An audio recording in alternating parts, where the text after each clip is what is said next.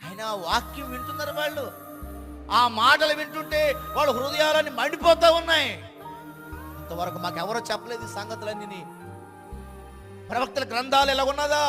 క్రీస్తు శ్రమపడి మూడో దినాన్ని తిరిగి లేస్తాడా అని ఇవన్నీ యేసు ప్రభు వారు ఆ ప్రవక్తల వచనాలన్నీ చెప్తుంటే వాళ్ళ హృదయాలు మండిపోతారు.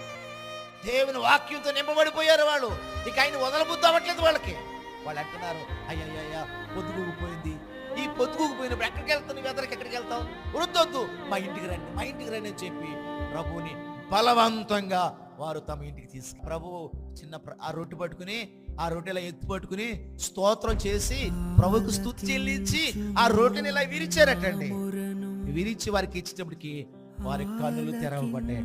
ఒక రొట్టెను పట్టుకుని స్తోత్రం చేసి దానిని విరిచి వారికి పంచి పెట్టగా వారి కన్నులు